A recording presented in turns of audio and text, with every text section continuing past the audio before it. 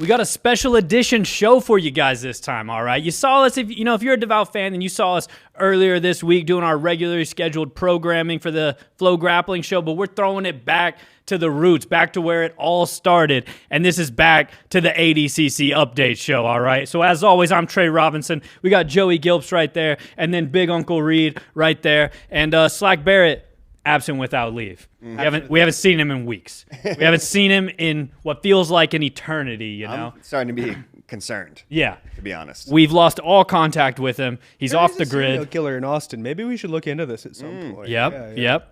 But this I'd is... also like to clarify, I am not throwing it back. Perhaps other people on this show are throwing it back. I am not throwing it back. You're keeping it real and in the present? Keeping it real. Fair enough. But so we're doing a special edition episode here, pretty much back in line with the ADCC Update Show for me and Reed. Joe's doing his own thing. Well, no, I want there to be clips on the internet of them being like, "Oh, Joe Gilpin is throwing it back." That's not what I'm doing. That's not the situation. We're gonna need to clip that, cut out where he says he's not, and just start it with Joe Gilpin is throwing it back. But yeah, we're doing a ADCC Update Show episode. This is kind of honestly where this show derives from. Is the first episode we decided when we brought back some of our podcasts and shows here was the ADCC Update Show to talk about Owen Jones winning the first European Trials in 2023. And now here we are. The ADCC season is finally upon us, and it's trials time, baby. Mm-hmm. We're kicking off the road to the 2026 ADCC World Championship with the European Trials. I think a cool thing about ADCC this year is that the road to get to the big show is starting in Poland, and it will end in Poland, where eventually the World Championship will take place in Krakow, Poland. But this weekend, September 6th, I think it starts at 3 a.m. Central Time. So you guys who say we don't say times enough, 3 a.m. Central Time. You got to hit the Google machine if you need other times, because I don't know them. I too would have to Google to tell you. You're throwing up the threes? Yeah, threes up. Threes up for the 3 a.m. But that's going to be a bad clip also. Oh yeah. Man, I'm taking L's here. Yeah, we're starting rough. But European Trials kicking off. I think European Trials is always one of the most exciting, most fun trials that there is. I think in the past they've done it as a 2-day trials. This year, as far as I know, it's just 1 day, right? It is just 1 day. One epic day. One epic day. I think last cycle it was also a 1-day event. Like I think the Owen Jones stuff. I think it's going to be like a 12-hour tournament, 12-hour one day. You know, so definitely it starts at 3 a.m. Finals will probably go off, much later in the day because it's going to be an epic long tournament. Yeah, sometime like in the afternoon. Yeah. So this is also one of the best things about these weirdly timed like international events is like, dude, you can wake up Sunday morning and just be watching jiu-jitsu. Just flip it on, turn on FloGrappling on your Roku TV, whatever setup you got, your laptop, your girlfriend's iPad. I don't know what you guys watch on, but whatever it is, turn on FloGrappling and then just go right into some ADCC trials action. But we started perusing the brackets, or not the brackets, but the signups and everything to see who's in. So we'll talk about that throughout the show and everything. But mainly I'm just stoked to get to be back talking about ADCC. I mean, just what a crazy time in jiu-jitsu right now. What a wild time. It feels like the jiu-jitsu community may be, trying to burn itself down right now, trying to light itself on fire. But, so. And we're not going to let them. But, for the next 12 months here now, the most exciting time in jiu-jitsu, we're going to be crowning, people who are going to be qualified for the ADCC World Championships, and we're going to be sending out invites, of course, here soon. ADCC will be. So we're just going to get right back into this ADCC machine where we get to see, new guys like Owen Jones and et cetera kind of, burst onto the scene. And we're going to see, a lot of the veterans out there who are like Oliver Taza and stuff like that, who are trying to get back to the big show. There's just no kind of road lead up like ADCC. It's so long. It just leads to Krakow, Poland, September next year. Going to be a crazy show, and it all starts this weekend. The first people qualifying for the tournament are going to punch their ticket this weekend. So it all kicks off, and this is about to get even crazier out there. Yeah, we basically have 1 year, right? Like almost to the day. Not exactly, but like when is the World Championship? September 12th and 13th is the date. Yeah, so basically a year out now, and it's all kicking off. Oh yeah, one of the things I love most about trials is one of those few times where you will definitely get brackets that's filled up with all these super elite guys, but then all these unknown guys finally get their chance to go against these big names that maybe they've been in the gym just grinding, waiting for an opportunity, trying to get on some of these super fight shows, winning local stuff, going to IBJJFs, maybe even doing well at IBJJFs, but they just haven't gotten the opportunity to face a top name and make their case for why they should be more popular in grappling, why they're actually one of the top guys around right now. They're just unknown. And this is one of those times when everyone has that opportunity. If you want to be a top guy, enter trials, do well there. Face one of the these ultimate guys. Proving ground. 100%. We only care about who's the best. And if you're the best and you can go out there and prove it, then you're the guy now. Yeah, to be honest, there's generations in grappling happen very quickly. You know what I mean? From like the Marcelo Garcia generation to the Owen Jones generation has happened in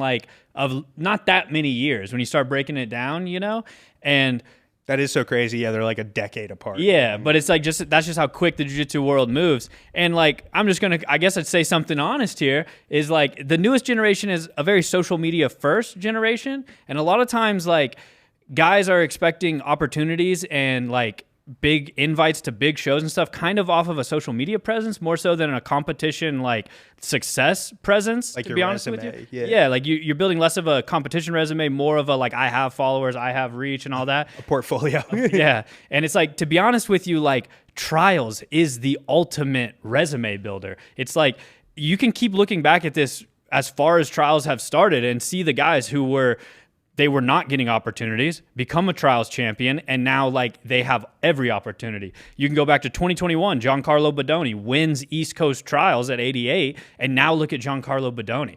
Without a doubt, one of the best grapplers on earth on every show, all the biggest shows. Flow, CJI, one championship. It's this, all of this kind of was kickstarted by him winning. Obviously, I know Giancarlo's been in the game a long time, but it really was that. Winning trials is the first step to actually becoming all of that. So it's not always making Instagram videos. I'm being honest. It's more about what you're actually doing in competition. So it's if you're not doing trials and stuff, then why would you have an expectation of being invited to major shows and all of that? This is where the future stars are kind of born and uncovered, is things like ADCC trials. But I guess I just wanted to say that. I don't know. No, because it's Owen Jones stems from winning trials. Giancarlo stems from winning trials. All of these guys. Cade Ruotolo even. I know Cade's a different case. They were child superstars and all that. This dude won 2021 East Coast trials, and then it was just a rocket ship from there. So we're about to see the next guy. I don't know who it is yet. I have some predictions, some people that I have an eye on, but is Pavel Javorsky going to go out there and win trials and now be included in an elite group of people that there's no argument. Once you're a trials champion, you are a trials champion. People can't deny that. Elijah Dorsey kind of had that similar moment where it's oh, dude's a trials champion now. That's a rare breed, a rare group of grapplers. So that's what gets me fired up about trials, is solidifying yourself as I am a contender to be one of the best in the world. 100%. We see it not even with guys who go out there and win it, right? Guys who just go out there and have a great performance, maybe beat a guy that's super established and look really good doing it. And now suddenly they're on everybody's radar, and that's really where they start kicking things off. Obviously, winning it is going to put you in a completely different level compared to that even. But there is just so much opportunity on the plate, and people have the chance to go and grab it, and some will. And that's really exciting, especially some of these divisions are, I think, super, super open without one clear favorite. And somebody's going to come through, and somebody has to be that guy. Right? Somebody has to be the guy to seize that opportunity to win 6-7 matches in a day, probably all, half of them super difficult, and really prove that they are on that level and they're ready for a much stiffer test. And it's gonna happen here in Europe first, and then we're going to East Coast trials. Then we got Asia, Australia trials, then Brazil trials. So it's gonna get going here. It's not gonna slow down until next September. But let's jump in to look at some of these divisions. Yeah, let's jump into some of these divisions. Joe, you wrote an article up on the site just kind of highlighting some of the biggest names, who's in at the ADCC European Trials here. Maybe we can kind of just start there. Bring this started at 66 kilos. Let's do it. Yeah, 66 is definitely one of these weight classes that I think over the last few years has shown a trend, and the trend is youth. The trend has tended to be a guy like Owen, who's in his early 20s, a guy like Dorian and Dominic Mejia making the finals in a stacked weight class at East Coast Trials sticks out. Kolabate, even before then, right? The ability to get through that many matches in a row is really, really helpful for youth, and a lot of names that maybe we're used to in the European scene who've done well at these trials before. Ash Williams, Gerbeg, Cam Donnelly, who's been in the finals before, I know isn't here. Just a lot of these like super tough European guys are not going to be at this tournament. That means somebody else is going to get the chance to step up. Yeah, I saw Cam Donnelly posted about that. He had surgery or something, I think. Wasn't able to make it. That's a bummer because he's for sure a guy that I was like, all right, let's see if Cam can make a run, stand out. But some of the guys that are in, like Richie B, Camille Wilk, Marcus Fellon, Jack Sear, Robert Diggle in the mix. JP buys. What's he buying? JP buys what? You tell me. UFC veteran. You got Camille Wilk, who is a Polish grappler who qualified for the ADCC World Championships in 2017. So you got some deep cuts in there, like Camille Wilk throwing down. Like Richie B in here. I think Richie B's got a really good style for this 66. Sorry. No worries. And I don't want to step on anybody. Talk about Richie B. Yeah. Talking about Richie B. I do really look at the signups. That looks like a good bracket or a good list for Richie B. But obviously also kind of an OG Danaher Death Squad leg locker. Robert Diggle. He's always a dark horse and can probably heel hook just about anybody. Mm-hmm. So he's a big name in there for sure. So I'm going to give my pick to win this division. I think this guy is pretty underrated. Yeah, just real quick, you can also go to the ADCC, ADCC official website, I believe, and then go through Smooth Comp, and you can see everybody who's signed up here as well. If you want all those, even more of the names, like Daniel Amundsen, that's he's a young kid who's been training with Tommy at Wolfing and stuff. He's a beast as well. So that's the thing about trials. Like, we can pool some of the names, like, to give the key features, but it very well could be a guy that no one was expecting who's this is his debut. We wouldn't have talked about Owen Jones this time 2 years ago. It's true. Yeah, he just kind of blew up from that thing, and it was like, dude, who is this kid? This kid is awesome. Funny story about that. At the time, Corey Stockton, rest in peace, was working here, and he we were looking through the list, and I was like, it's so crazy that one of these guys might win, and we just have no idea who he is. And I picked a random name on the list. I just pointed my finger. I was like, who is Owen Jones? You know what I mean? That was the one. And that ended up being the guy who won. And I thought that was, just random chance. Man, if I can point out somebody in this bracket who's going to be super, super tough, Yiğit Haney from Turkey, I believe may end up becoming the first Turkish trials winner. Okay. This guy, 7-8 years ago, started jiu-jitsu with his brother, if I have the story right, and they started in their hometown, very small, not even really at a gym, but with BJJ Fanatics series that they would then drill and work on and roll together. And he's Pedigo way. He has had some very impressive performances in IBJJF at Nogi Worlds. He had a very close one with Gianni Grippo last year, who I know one guy in our comment section is a really big fan of. Big fan. I think that Yeet, I believe, even medaled at Nogi Worlds last year and was in the semifinals against Gianni. He's super tough. He's a good leg locker. He can wrestle. He can pass. He can play guard. I think that this guy's going to be super tough, and there's a chance that he makes history this weekend. That would be epic. That would be epic for him in here. Yeah. It's Yigit. It's somewhere in there. He was in there when I wrote the list up for sure. Mm-hmm. There he is. Oh yeah. There he is. JPB Martial Arts Academy. There's that boy. 26 years old. All right. One thing I think is cool about European trials and stuff is seeing kind of the European nation that kind of comes out where it's like, dang, dude, Norway, even if they didn't have every single guy win, they just had a ton of incredible grapplers out there on display. That's always a cool part. Is it going to be the UK? Is it going to be Norway, Poland? Who's kind of going to show out and be like, man, it feels like this country had the best showing at this trials. That's kind of a fun aspect of it and everything. But we can keep it moving. You guys want to jump over to 77, see some of the names going on? Whoa, we got layers and layers. Sorry, that's my bad. Of see who's in at 77. Joe, you want to give us a rundown of some of these names? Definitely. We all know that this European scene is so fun, right? And we've been talking about this European scene and how it's growing and how it's evolving over the years. 77, definitely one of their deepest weight classes. That's true across the world. It's no different here. The guy that you got to talk about first is going to be Mateusz Szczecinski, right? Here's the issue. Mateusz, I don't know what his health is right now. He was originally supposed to be on the CJI team a week ago, but he was too injured to be able to do that. So suddenly is he going to be good enough to do this? Maybe he felt like he only could do one, and so he prioritized trials over that process, super possible. But if he's not able to do it, I think this weight class starts to open up a little bit. You have a guy like Oliver Taza, who's always so impressive at trials, always in the semifinals at least. I think he's got to be the all-time leader in trials wins at this point. I don't know who else that would be, like Paul Ardilla, maybe. I still even think Taza has him beat. But then you have young cats like Davis Asari who are on the move, and a lot of tough guys. What's sticking out to you guys about this weight class? I think definitely Mateusz Szczęsny's like the first name to think of. Oliver Taza as well, just because veteran status. Like, dude does just kind of, always going down. Like, this guy does so many trials, But also Davis Asari. But even like Davis Asari and Mateusz, did they fight last year at trials? Like, I remember Davis upset a few guys.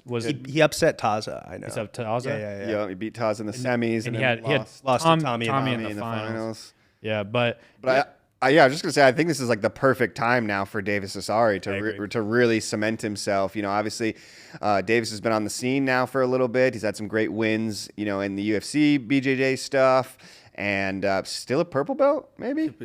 Still a purple belt, but obviously just one of the best guys out there these days, and I think he's just got a lot more experience under his belt. He had a breakout performance at the last European trials, like we were just talking about, beating Taza and making it to the finals. But this could definitely be his year now. I think he's just much more well-rounded, has the experience of going through the trials process, training with one of the best rooms in the world over there at Kingsway, obviously. So I'm sure he's going to come in extremely prepared. For people who might not be aware too much about Davis's background, he is Norwegian. He used to train with Tommy Longaker and a ton of those guys at Wolfing. Trained at Oxy also. Oxy as well. Yeah. It was definitely like a teacher-student matchup last time in the finals. He'll be able to avoid that this time. Tommy not in the field either. No way Tommy can make 77 right now. That dude. Yeah, we saw that dude, CJ. That dude is jacked out of his mind. That guy's freaking. Tommy's, he's 30 now, smoking cigarettes and just weighing like, I don't know how much. It looked like 215 of just twisted steel, baby. Like it was. He grabbed a hold of me and I was like, Tommy, stop, dude. You're too strong. Stop grabbing me. Give me a cigarette, but you're too strong. I'm just kidding. I would never smoke cigarettes, Mom. Yeah. There you go. Two Polish guys I want to shout out here because I feel like in Poland, you got to, favor that hometown just a little bit, right? It doesn't mean zero, right? It means something. I don't know how much, but it's not zero. Natan Sap, the Polish secret weapon, is a brown belt no-gi world champion in the IBJJF. To be able to do that coming from Poland, usually those guys tend to have really, really great careers.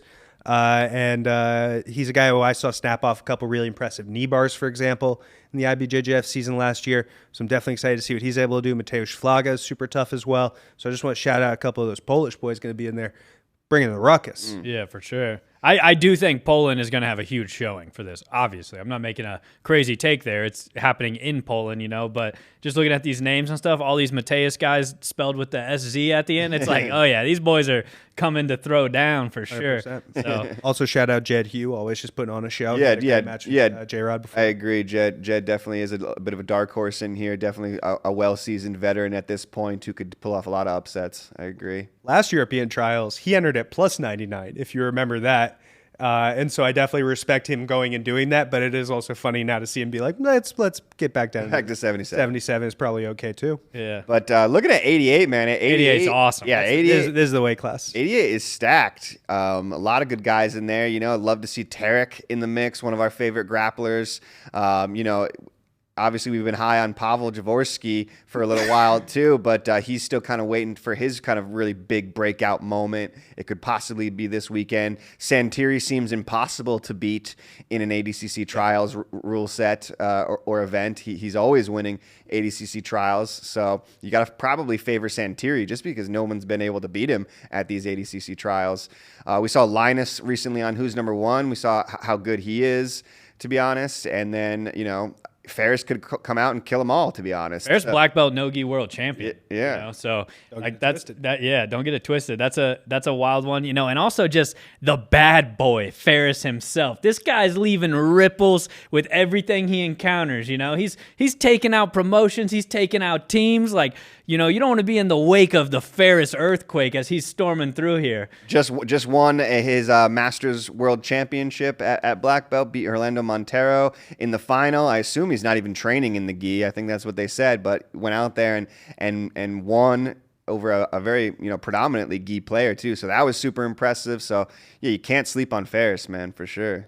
100%. I really love this weight class. I kind of want to start by talking about Pavel, like you guys mentioned. Pavel Jaworski, probably the best leg locker in the field, an incredible leg locker, who was the no-gi brown belt absolute world champion last year, beating very tough guys like Dorian Oliveras along the way.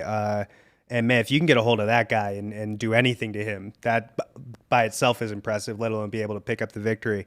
And so the sky's the limit for Pavel. Beat Hulk at CJI. If I heard Legion coach who was one of the judges, Miha, thank you.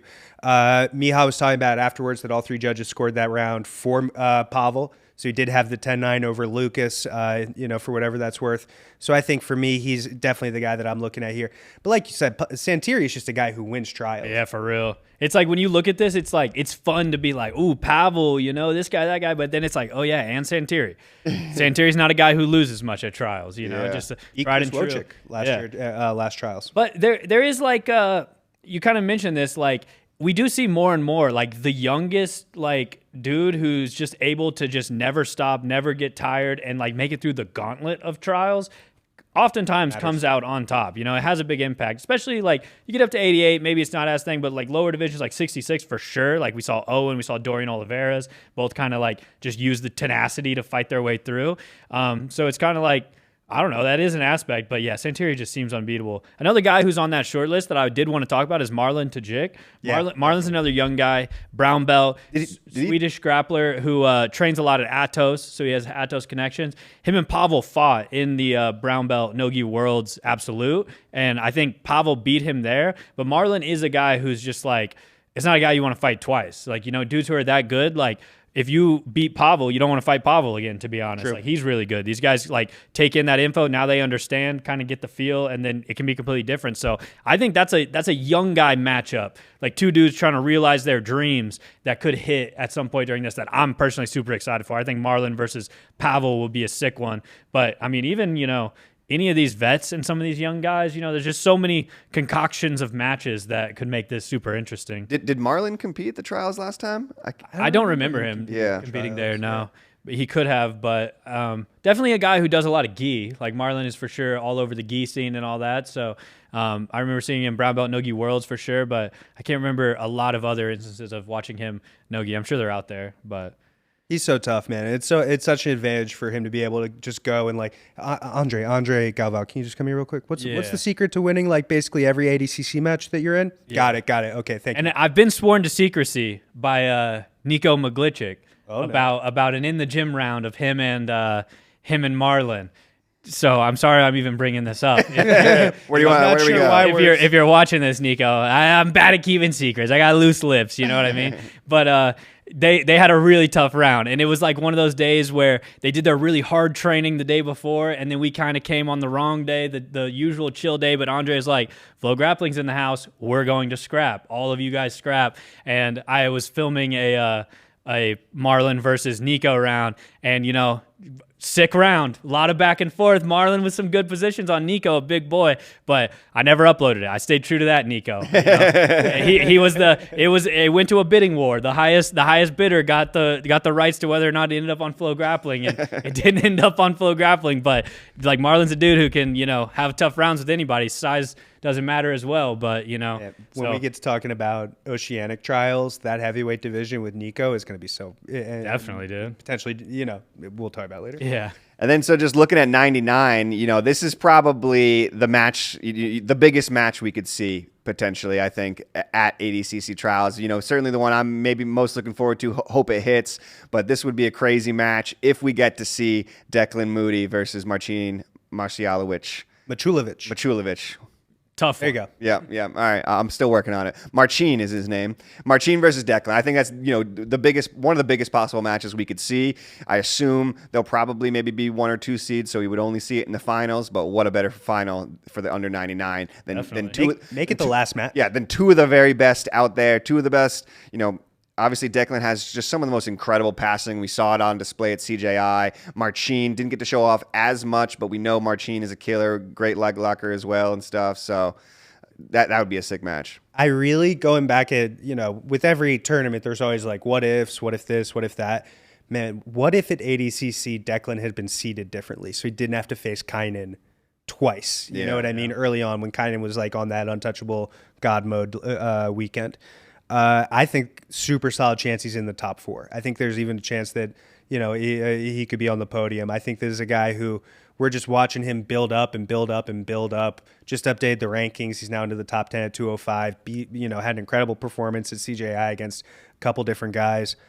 Sorry, Ethan, that looked like a horrible match to have to go through. That was kind of a bummer all around. Oh, man. Just 2 dudes who are friends and train together. Declan did not look like he was having a bummer of a time. Declan Declan looked like he was having a great time. Yeah. But Declan Marcin for sure is that's an insane potential match. Got to be the last match of the day.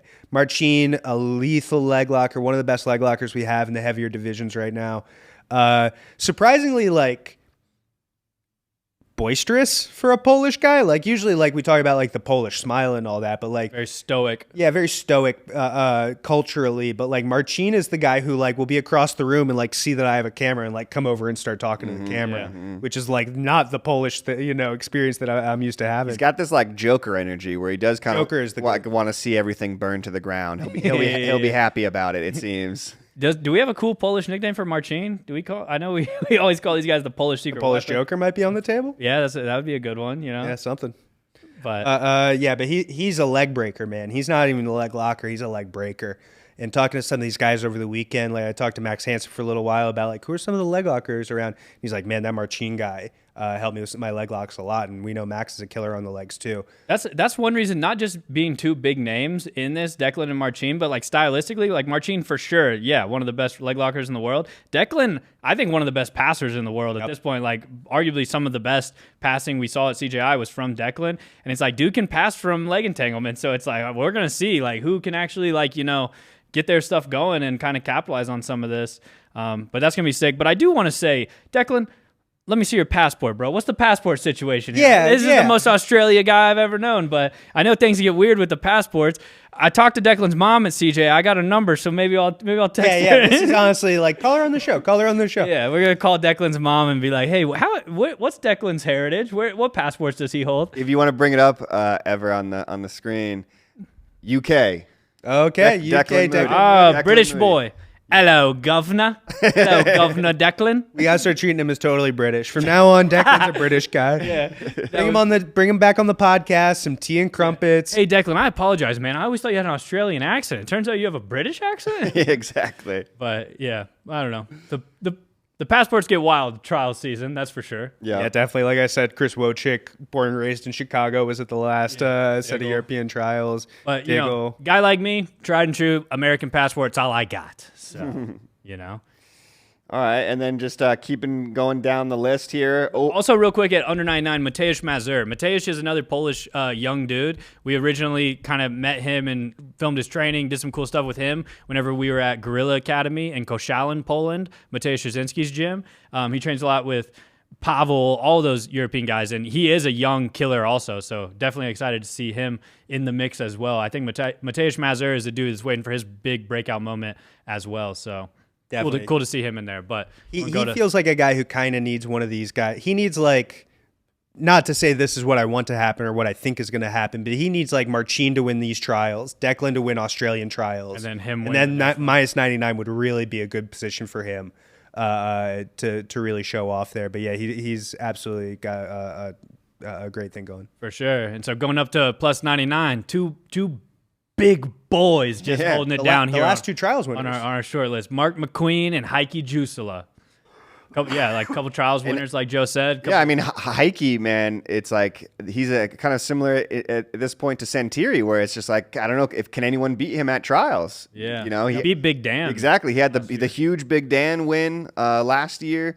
And love to see that he's still out there doing the trials and everything like that. At this point, pretty veteran, in this ADCC circuit. But you got to think that he's probably, the favorite. And then obviously Mark McQueen won trials as well, and is another big boy. So I wouldn't want to fight him. The thing with Mark though is Mark has spent the last he's spent months and months now in the Kingsway room, training with guys like Luke, training with guys like Big Dan, training with we could name off. They got a dozen big guys in there. They kind of started building around Gordon, and it's just sort of blossomed from there. It's one of the best big guy rooms in the world, probably the best for Nogi. Should we cover some of these 7 to 8 year old boys competing as well? Yeah, there's big divisions. All these let's get in there. The Polish 8-year-olds. Let's really get in on that division and try to figure out some of the early prospects. Hey, we want to see the next generation. But seeing Heike and Mark is going to be awesome. These heavyweights tend to last a little longer in the sport, right? Be able to have a little bit longer career. They don't have to battle the scale in the same way. Heike's enormous. Have you ever been next to Heike? For sure. Yeah, big dude. Huge. I think he's probably the biggest guy in grappling, to be honest. Like at ADCC, it's around there. Yeah, like 2024 ADCC, Heike's got to be the biggest dude, right? At that tournament. Yeah. Big Dan.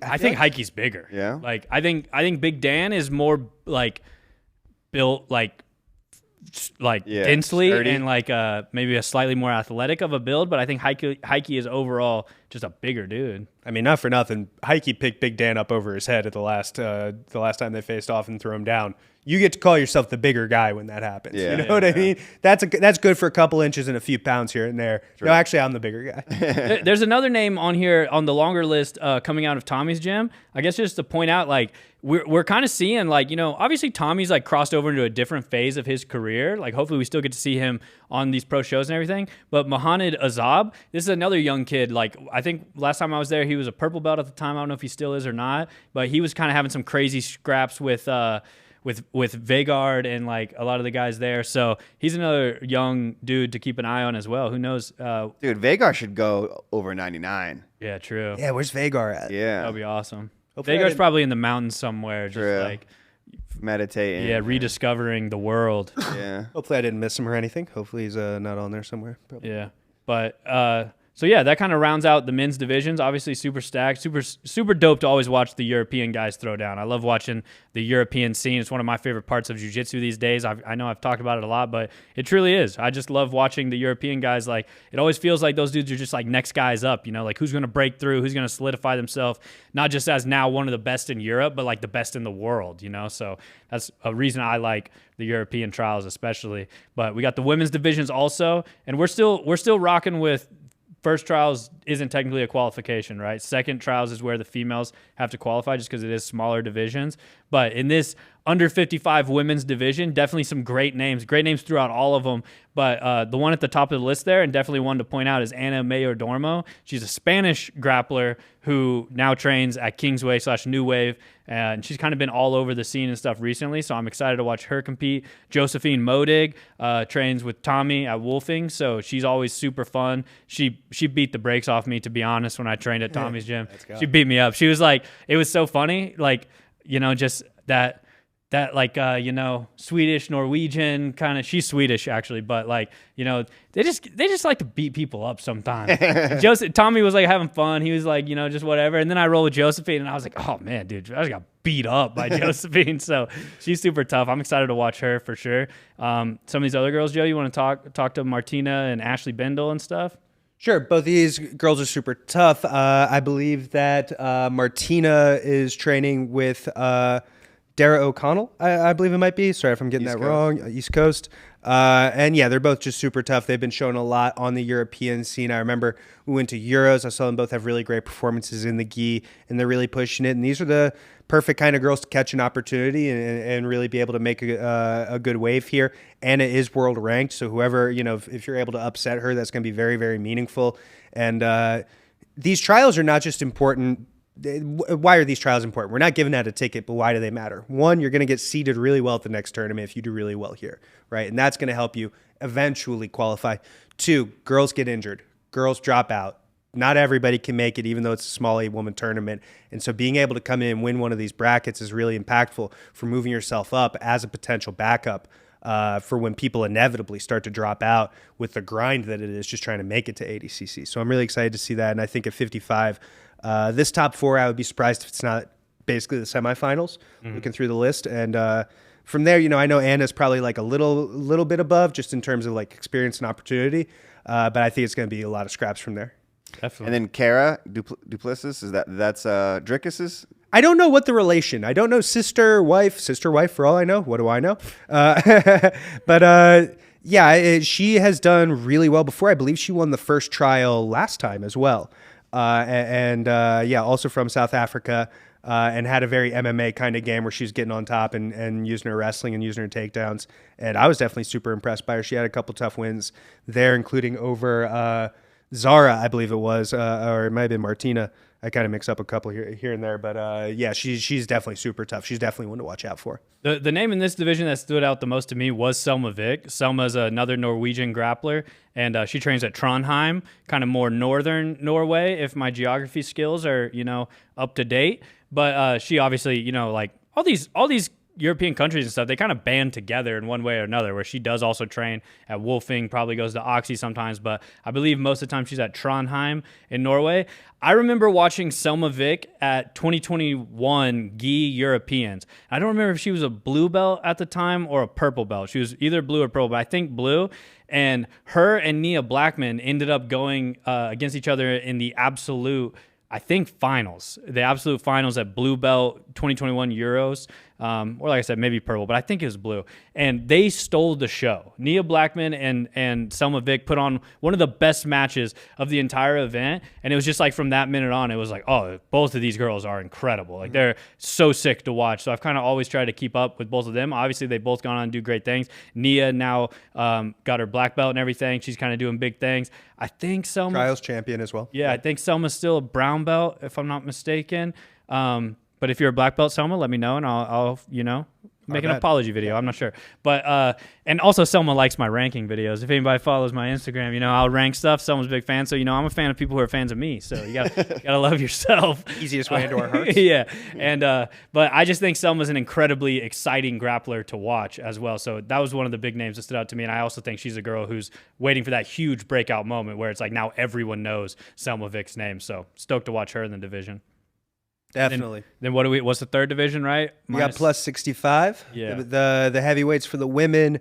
The top story here is 2 former trials champions. Sala Samola, who's also a no-gi world champion and won the first set of trials as well last time. So she's looking to be able to repeat here and then ride that momentum into winning the second trials and punching her ticket.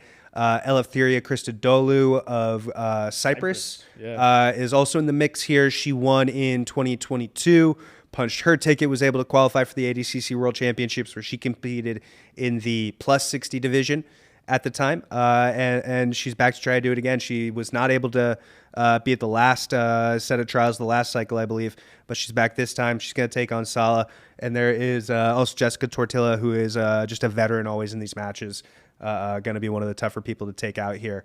But Sala is probably the top one you would look at in terms of like activity and recent results. And obviously winning No-Gi Worlds was crazy. That I think, it's a good path for Sala. Definitely, stacked divisions all the way through. All the men's, all the women's divisions definitely stacked. It's going to be a lot of fun. Like trials, ADCC trials season is one of the most fun seasons in jiu-jitsu, in my opinion. It's like always great matches, 6-minute matches. It just happens quick. If this one's boring, we're about to get another one just here in a few minutes. So it kind of always is just nonstop pace, kind of chaotic to watch, fun to watch, So stoked for trials to be back. Stoked to kind of be officially kicking off the ADCC season here, with all this going on. You guys got any closing thoughts or anything? If you haven't been to a trials, you should go.